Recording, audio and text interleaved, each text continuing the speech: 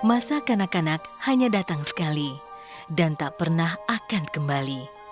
Fase sekali dalam seumur hidup itulah yang diisi Bondan Prakoso dengan bernyanyi dan bermusik. Di usia 5 tahun, nama Bondan pernah meroket di industri musik Indonesia. Semua itu bermula saat ia membawakan tembang berjudul Lumba-Lumba. Lumba-lumba, hei, ikannya pintar, bisa meniru gaya manusia, lalu patuh kalau disuruh, tetapi harus makan dulu. Bermain bola, makan dulu. Bermain api, makan dulu. Menghitung angka, makan dulu. Bondan kecil hanya mencintai musik. Ia tak pernah bermimpi menjadi pesohor. Dan ketika lagu Lumba-Lumba meledak, Bondan pun harus kehilangan indahnya masa kecil yang menjadi miliknya. Waktu itu dan gue memang dari dulu sampai sekarang orangnya nggak pernah sama sekali gila popularitas gitu, nggak pernah merasa begitu sudah menjadi sosok public figure berubah atau seneng atau bangga, nggak tuh sama sekali, biasa aja. Malah mungkin gue lebih seringnya gue merasa kurangnya privacy gitu. Privacy gue terenggut. Jadi waktu gue kecil nyanyi, yang harusnya gue main waktu itu sama teman-teman sebaya gue, waktu itu teknologi belum canggih, jadi mainnya main gundu, main layangan, main tanah gitu kan. Dan gue banyak sekali kehilangan masa-masa itu karena gue harus bekerja.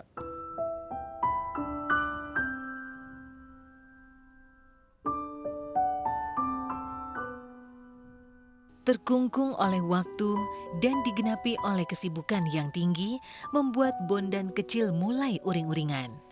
Tapi ia coba bertahan, hanya karena ingin membahagiakan sang ayah, Sisko Batara. Sosok seorang pemusik yang meneteskan darah seni pada buah hati tercintanya. Sudah pasti, sang ayah sangat bangga pada Bondan, yang sejak berusia 3 tahun memiliki kelebihan di bidang musik dan menyanyi. Well, namanya juga anak-anak ya kan, anak-anak masih dengerin apa kata orang tua banget gitu kan, nurut apa kata orang tua, dan memang gue waktu itu anak yang penurut banget.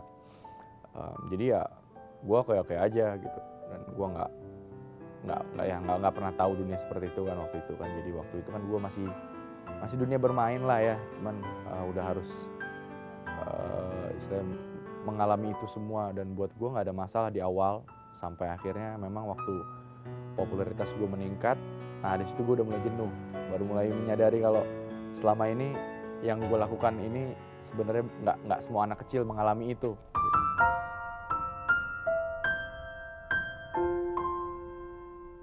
Kebetulan dari umur 3,5 tahun tuh dia udah bisa menghafal satu lagu dewasa ya. Waktu itu kan masih lagunya siapa yang tak ingin sendiri itu dia hafal.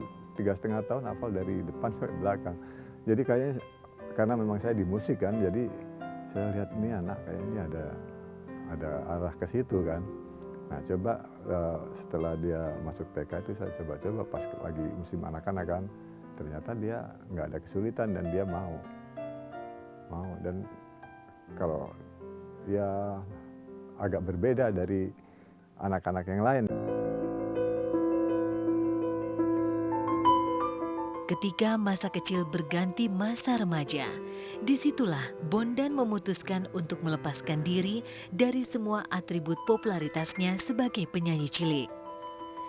Di titik inilah Bondan rehat sejenak. Memang itu ada semacam, ya mungkin kalau dia kan risih ya. Kalau waktu itu kan lagi boomingnya lagu Lumba-Lumba kan, ya jalan kemana-mana juga.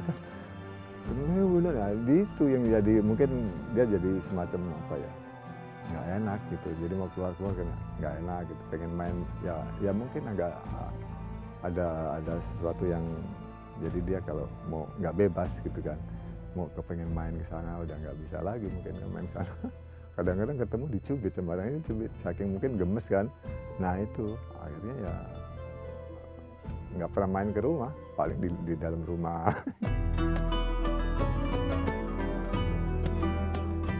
Ia tak mau dibelenggu oleh ketenaran. Bondan hanya ingin menjadi seniman yang berkarya tanpa hiruk-pikuk ketenaran. Karena sejatinya, hidup akan lebih bermakna jika dijalani dengan biasa-biasa saja. Jadi di situ puncak jenuh, puncak apa ya istilahnya, ya batas gua gitu sebagai anak-anak gitu. Dari situ masih ada 2 album lagi sih, cuman gue udah mulai ogah-ogahan tuh, gue udah mulai nolak job, gue udah mulai enggan untuk off air gitu.